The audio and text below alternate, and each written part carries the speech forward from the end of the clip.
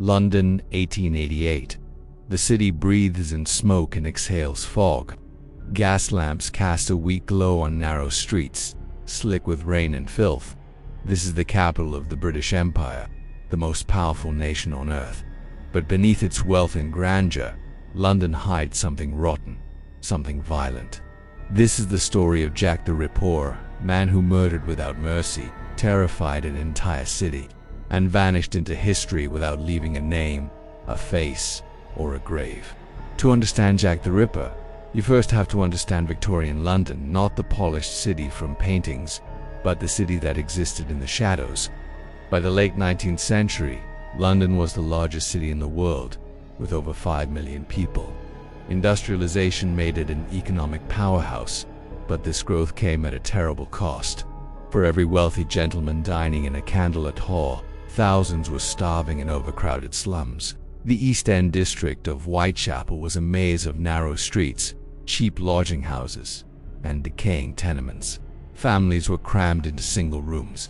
Disease was rampant, clean water was scarce, and death was a common visitor. Many residents survived day to day, just trying to earn enough for a bed for the night. For many women, prostitution wasn't a choice, it was a last resort. A few pennies could mean food or shelter. Violence against these women was tragically common. They were ignored by society, dismissed by police, and rarely mourned. This made them the perfect targets. The Metropolitan Police Force was still young in 1888. Forensic science was primitive. There were no fingerprints, no DNA, no blood typing. Crime scenes were often trampled by crowds before police even arrived. Witness testimony, often unreliable, was the primary tool for investigation. In a place like Whitechapel, where the population was transient and suspicious of authority, police faced an impossible task. Criminals could disappear into the packed streets in seconds, and somewhere among them a killer was preparing to strike. In the early hours of August 31st, 1888, a man walking to work saw a shape lying in the street. It was the body of a woman. Her name was Mary Ann Nichols, known as Polly. She was 43. Her throat had been cut twice, and her abdomen was slashed open. The wounds were brutal at first. Police dismissed it as just another act of violence against a poor woman. They would soon realize how wrong they were. Just over a week later, on September 8th, another body was found. Annie Chapman, age 47. Her injuries were far worse.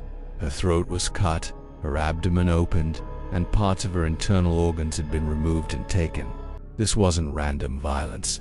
This was deliberate. For the first time, a real fear began to spread through London.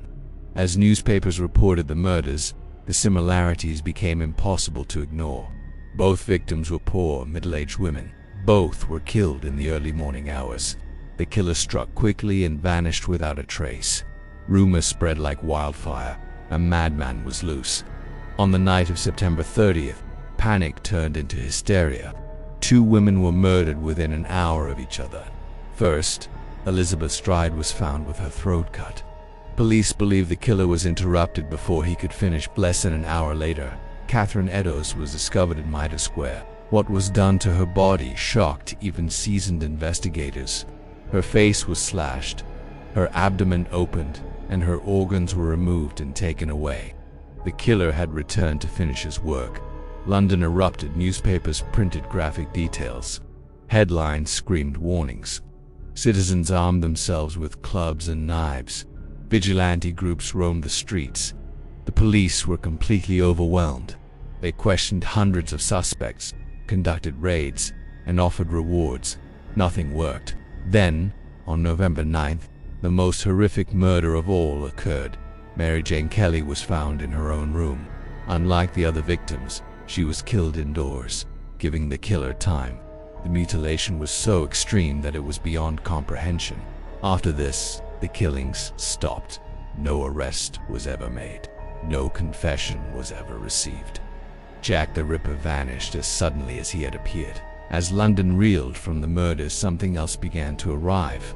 Letters, hundreds of them, sent to police and newspapers. Most were hoaxes, but one, received by the Central News Agency, was different. It was written in red ink, its tone was mocking, and it was signed with a name no one had heard before. Yours truly, Jack the Ripper. The press seized on it instantly. For the first time, the killer had a name. Whether the letter was genuine or not almost didn't matter. Jack the Ripper was born. The media turned a murderer into a myth. Some historians believe the sensational press coverage encouraged more violence. What's certain is that it flooded the police with false leads and misinformation. Then came another package, this one sent to the head of a local vigilance committee. Inside was half of a human kidney. The attached letter was crude and chilling from hell. I send you half the kidney I took from one woman.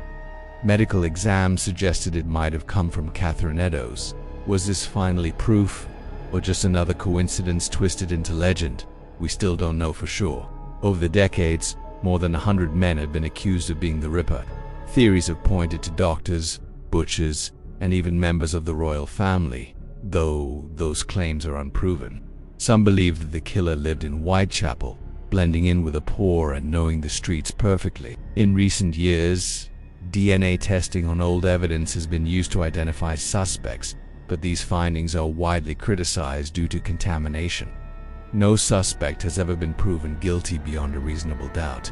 So why did he get away with it?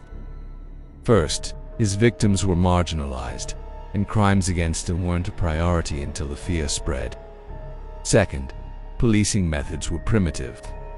Without forensics, investigators had to rely on eyewitnesses, who were often unreliable in the dark and chaos. Third, London itself was the perfect hiding place, with its millions of people in endless alleyways. And finally, it's possible the killer just stopped. He may have died, been imprisoned for another crime, or simply left the city. As the years passed, Jack the Ripper became more than a criminal. He became a legend. Books were written, films were produced, and each retelling exaggerated the mystery and brutality. The real victims were often reduced to footnotes in their own story. We must remember them: Mary Ann Nichols, Annie Chapman, Elizabeth Stride, Catherine Eddowes, and Mary Jane Kelly. 5 women whose deaths forced society to confront its deepest failures. The Whitechapel murders changed London forever. Policing was reformed, and public awareness of social inequality grew. But the mystery endured. Modern criminal psychologists suggest the killer was a man driven by a rage against women, combined with cunning and some anatomical knowledge. The escalation in his crimes points to growing confidence and compulsion. But his true psychology, like his identity, remains a matter of speculation. Today, London is a different city. The streets are brighter, safer, and cleaner. Yet the echoes of 1888 remain in the old alleys of the East End. Jack the Ripper left no confession, no identity, and no closure. Only questions. He represents the limits of justice and the consequences of social neglect. And perhaps that's why we're still captivated. Because the greatest horror isn't just the killer himself, but the fact that we may never know who he truly was. And in that unknown lies the enduring power of his story. A tale of humanity's darkness and a mystery that refuses to die. Thanks for watching.